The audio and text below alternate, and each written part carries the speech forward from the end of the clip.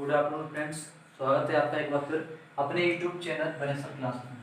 दोस्तों, जैसा कि आप सभी को पता है, यूपी डीएलएड फर्स्ट सेमेस्टर का हम आपको मैथमेटिक्स का पूरा चैप्टर वाइज 8 चैप्टर आपको लाइव के माध्यम से हम करा चुके हैं।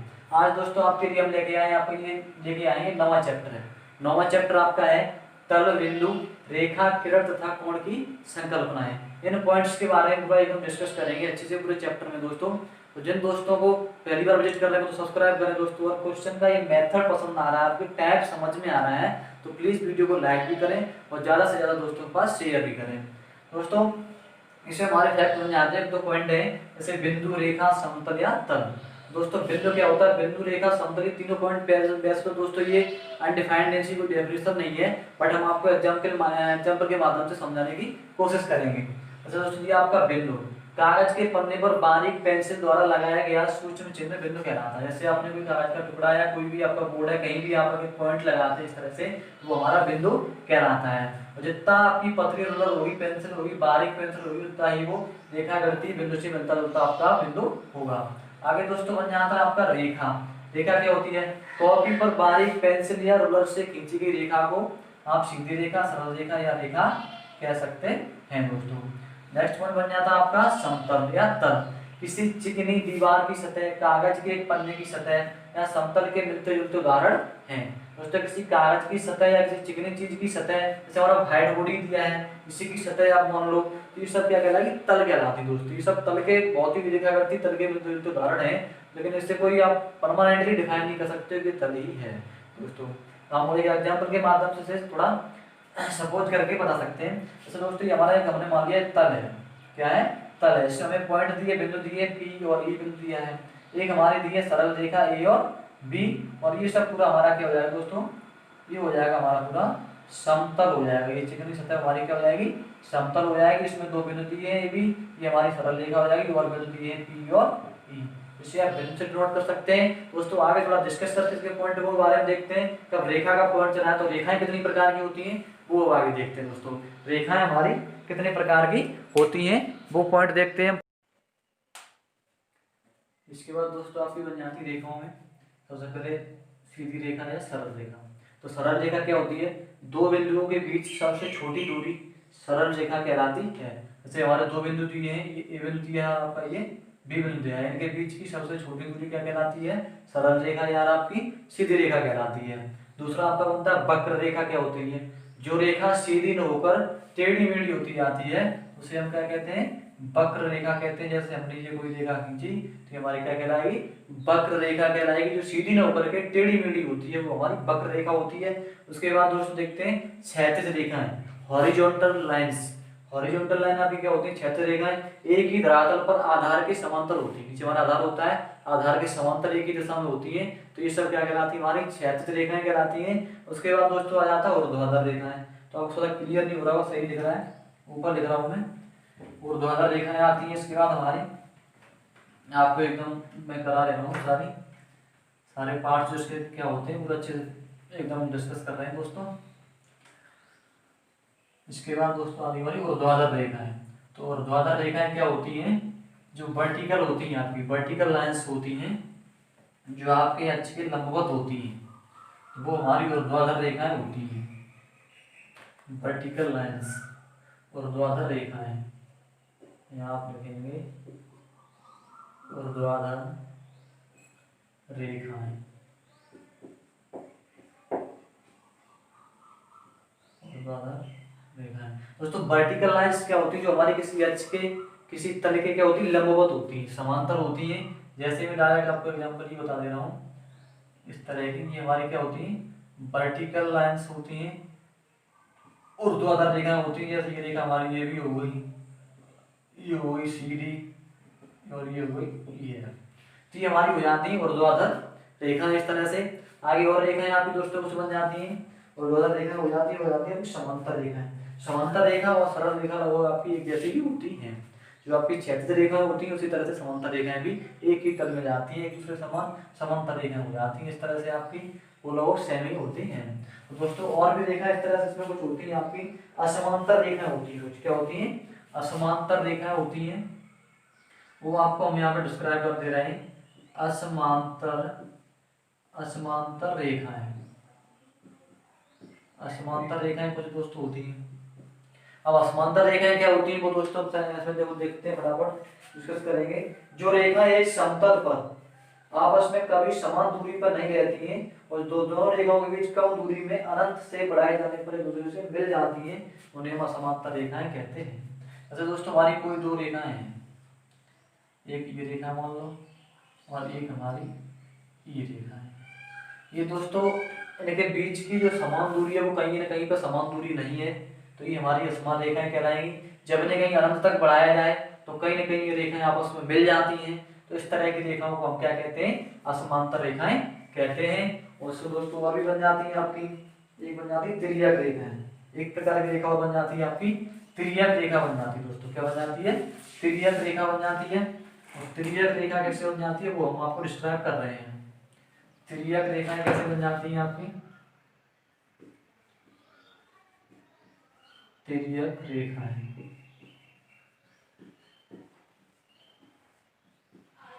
तिर्यक रेखाओं के बारे में दोस्तों डिस्कस कर रहे हैं आपसे। जो हमारी सीधी ना हो गई तिरछी रेखाएं होती हैं उन्हें हम तिर्यक रेखाएं कहते हैं। देखो दोस्तों, जैसे हमारी कोई दो रेखाएं दी, मान लो आप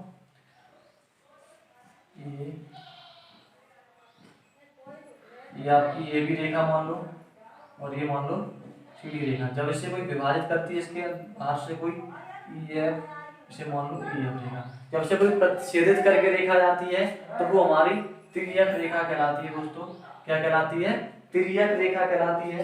और तिर्यक रेखा में क्या होता है, एक सरल रेखा किसी दूसरी रेखा या रेखाओं को काटती हुई खींची जाती है। मतलब दो सरल रेखाएं हो या कोई सी भी प्रकार की कोई हॉरिजॉन्टल रेखा हो, आपकी क्षैतिज रेखाएं हो या आपका वर्टिकल रेखा है, उनको जो काटती हुई जाती है उसे हम क्या कहते हैं, तिर्यक रेखाएं कहते हैं। इससे आगे आपका फैक्ट दिया है कोण वाला, वो हम देखते हैं फटाफट। कोण वाला डिस्कस करते हैं दोस्तों, कोण किस प्रकार के होते हैं और आपके कितने कोण होते हैं वो सब फटाफट हम देखने।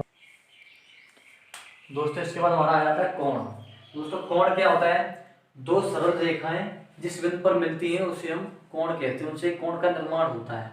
जैसे हमारी कोई ये सरल रेखा है दोस्तों, ये सरल रेखा ये है हमारी, दूसरी सरल रेखा यहाँ से गुजरी हमारी इस तरह से गई।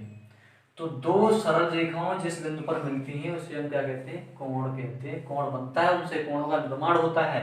दो सरल रेखाएं दोस्तों, हमारी एक भी सरल रेखा है और एक ये चली गई, तो हमारा ये क्या बन गया दोस्तों, कोण बन गया। दो सरल रेखाएं जब एक बिंदु पर मिलती हैं तो क्या बनता है, किसका निर्माण होता है, कोण का निर्माण होता है दोस्तों इनके बीच में, तो इसी को हम कोण कहते हैं। अगर कोण की डेफिनेशन आपकी आ जाए तो बहुत ही अच्छे से आप देख सकते हो, दो सरल रेखाएं जिस बिंदु पर मिलती हैं तो वहां कोण का निर्माण होता है। कोण की माप दोस्तों कैसे करते हैं, कोण की माप अंश में करते हैं, किसमें करते हैं, अंश में। अंश को इस तरह लिखते हैं डिग्री में, जैसे 180 डिग्री हो आपका, 60 डिग्री हो दोस्तों, इस तरह अंश में इसकी कोण की माप करते हैं। अब दोस्तों देखते हैं हम कोण के प्रकार, टाइप्स ऑफ एंगल, मतलब कोण के आपके प्रकार कितने होते हैं, किस प्रकार के कोण होते हैं, कौन कौन से, वो भी हम फटाफट देख रहे हैं, सारे डिस्कस कर रहे हैं दोस्तों। अब हम देखते हैं कोणों के प्रकार, कोण कितने प्रकार के होते हैं। सबसे पहले दोस्तों हमारा होता है न्यून कोण। न्यून कोण क्या होता है दोस्तों, सबसे पहले शून्य कोण होता है, शून्य अंश का होता है, 0 डिग्री का होता है, शून्य कोण हो जाता है। फिर आपका आता है न्यून कोण। न्यून कोण क्या होता है दोस्तों, न्यून कोण दोस्तों आपका होता है 0 डिग्री से बड़ा और 90 डिग्री से छोटा। 0 से बड़ा और 90 डिग्री से छोटा हमारा न्यून कोण होता है। जैसे 30 डिग्री हो, 60 डिग्री हो गया आपका, 45 डिग्री हो गया, ये सब क्या आपका होता है, न्यून कोण हो जाता है। न्यून कोण दोस्तों आप डेफिनेशन ऐसे याद कर लो, 0 डिग्री से बड़ा तथा 90 डिग्री से छोटा हमारा क्या कहलाता है, न्यून कोण कहलाता है। अब दोस्तों इसके बाद आपका आ जाता है, इसके बाद आ जाता है आपका समकोण। समकोण तो सभी लोगों को पता होगा, सारी चीजें सरल है दोस्तों, बट रिवाइज करना बहुत जरूरी है। समकोण दोस्तों आपका होता है बिल्कुल 90 डिग्री का होता है। समकोण आपका होता है ये पूरा 90 डिग्री का आपका कोण होता है। कितने अंश का होता है, 90 अंश का होता है आपका ये समकोण। 90 अंश का जो पूरा पूरा पूरा होता है वो आपका क्या कहलाता है, समकोण कहलाता है। समकोण के बाद दोस्तों आपका इसमें क्या आ जाता है, अधिक कोण आ जाता है। समकोण के बाद आपका आ जाता है अधिक कोण। अधिक कोण के बारे में देखते हैं, अधिक कोण क्या होता है। समकोण के बाद आपका आ जाता है अधिक कोण।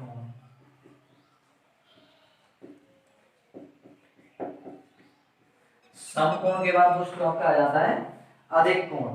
अधिक कोण क्या होता है दोस्तों, एक समकोण मतलब 90 डिग्री से अधिक और 180 डिग्री से कम होता है। अधिक कोण हमारा होता है 90 डिग्री से अधिक, यहाँ पे लिख लो 90 डिग्री से अधिक तथा 180 से छोटा, तथा 180 डिग्री से छोटा जो हमारा कोण बनता है वो क्या कहलाता है, अधिक कोण कहलाता है। जैसे 120 डिग्री का बन जाए आपका, एग्जांपल के तौर पे 120 डिग्री का बन जाए आपका, 160 डिग्री का कोण बन जाए, 145 डिग्री का कोण बन जाए, तो ये सब किसके एग्जांपल हैं, अधिक कोण के एग्जांपल हैं। इसके बाद दोस्तों आपका बन जाता है बृहत कोण। बृहत कोण दोस्तों क्या होता है, पूरा हमारा एंगल होता है 360 का, उसमें जो बाकी भाग इसका बचता है, सॉरी बृहत कोण से पहले दोस्तों एक और कोण होता है ऋजु कोण। जैसे दोस्तों 90 अंश का हमारा समकोण होता है, वैसे ही एक ऋजु कोण भी होता है, पूरा 180 का ही होता है। ऋजु कोण होता है आपका, ऋजु कोण,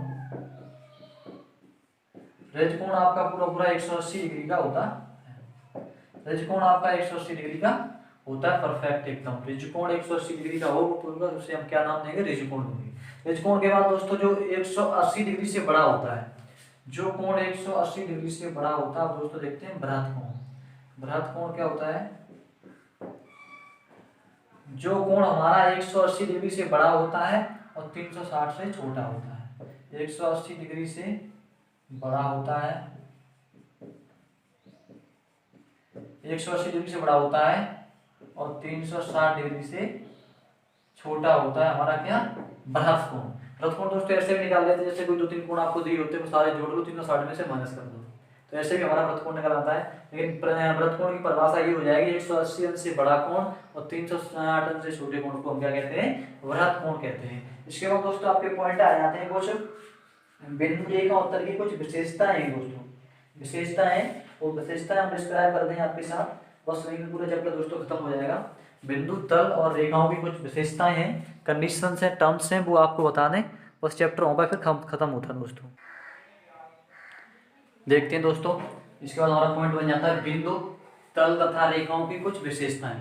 बिंदु तल और रेखाओं की क्या विशेषताएं होती हैं, नंबर बाई नंबर दोस्तों देखते हैं। एक बिंदु से ऊपर अनंत रेखाएं खींची जा सकती हैं। जैसे दोस्तों आप कोई भी एक बिंदु मान लें, इससे इधर रेखा खींच सकती है, इधर खींच सकती है, कितनी अनंत रेखा खींची जा सकती हैं, तो एक फैक्ट हो जाएगा, एक बिंदु से अनंत रेखाएं खींची जा सकती हैं आपका। दूसरा पॉइंट हो जाएगा, दो रेखाएं तल का क्षेत्र नहीं घेर सकती। जैसे कोई भी ये तल है, इसमें अगर दो रेखाएं कर दो तो क्या क्षेत्र का तल घेर सकती हैं, नहीं घेर सकती हैं दोस्तों। इस फैक्ट को भी आप याद रखेंगे। एक रेखा पर अनंत बिंदु होते हैं, जैसे कोई भी मान लो दोस्तों एक रेखा है, इस पर अनंत बिंदु हो सकते हैं, अनंत बिंदु हो सकते हैं, कितने बिंदु हो पता नहीं, अनंत बिंदु होते हैं। अगला फैक्ट आपका बनता है, 3 या 3 से अधिक बिंदुओं को सरेख कहते हैं। 3 से अधिक बिंदु अगर किसी पॉइंट पे आते हैं उसे हम क्या कहते हैं, सरेख। यदि एक ऐसी रेखा हो जो उन सभी बिंदुओं को अवशिष्ट करती हो, एक ऐसी रेखा हो जो 3 बिंदुओं पे अवशिष्ट करती हो, तो उसे क्या कहते हैं, हम सरेख बिंदु कहते हैं। अगला पॉइंट आपका बनता है, यदि दो तल प्रतिच्छेदन न करें तो उनका सर्वनिष्ठ एक रेखा होती है। दो तल कोई दिए हैं, वो आपस में क्या प्रतिच्छेद न करें, आपस में न काटें, तो उनका एक सर्वनिष्ठ रेखा एक उनकी होती है जो प्रतिच्छेद उन्हें नहीं करती। उसके बाद आपका पॉइंट बन जाता है प्रतिच्छेद बिंदु। प्रतिच्छेद बिंदु क्या दोस्तों होता है, जैसे आपकी कोई रेखाएं दी हैं, ये रेखाएं जहाँ पे एक दूसरे को प्रतिच्छेदित करती हैं, जहाँ पे काटती हैं, वो आपका क्या बनता है, प्रतिच्छेद बिंदु बनता है, जिसमें एक ओ बना है।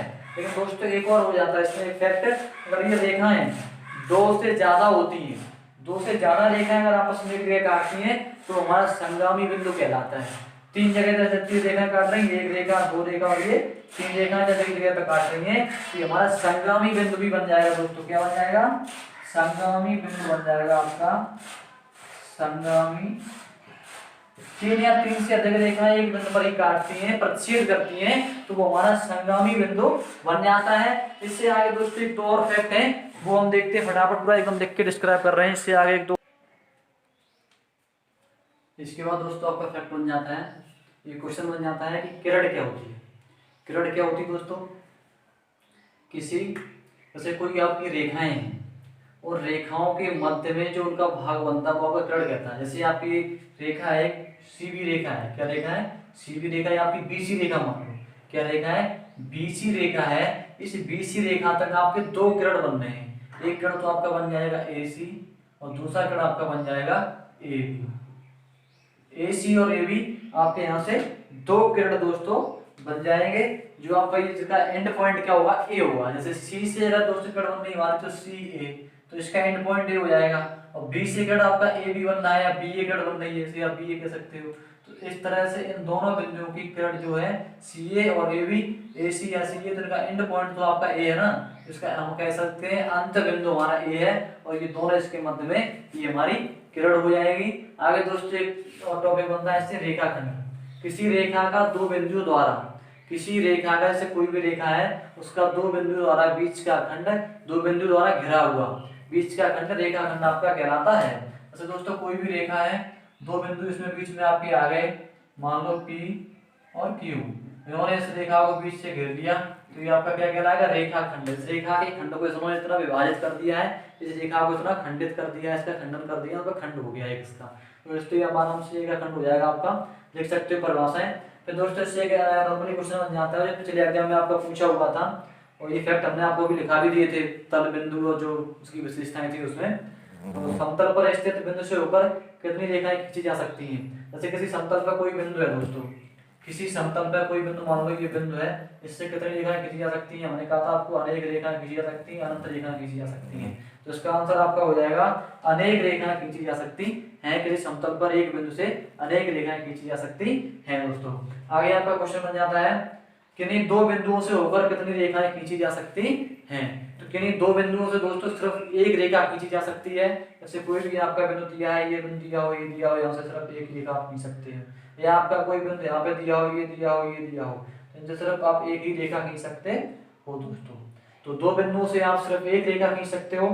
तो आज दोस्तों आपके इस फैक्ट में जो भी इंपॉर्टेंट क्वेश्चन थे, इंपॉर्टेंट टॉपिक्स थे आपके, कोण का होगा, ये आपका रेखा, रेखाखंड, रेखा कितने प्रकार की होती है, कोण कितने प्रकार के होते हैं, सारे हमने पूरा एकदम टॉपिक वाइज डिस्कस कराए दोस्तों। अगर आपको डिस्कशन पसंद आया है तो प्लीज कमेंट करके बताएं। ज्यादा से ज्यादा हमारे यूपी डीएलएड फर्स्ट सेमेस्टर वाले साथी हैं, उनके पास वीडियो को शेयर करें दोस्तों। मिलते हैं नेक्स्ट वीडियो में, तब तक के लिए thanks for watching and take care, best of luck, जय हिंद।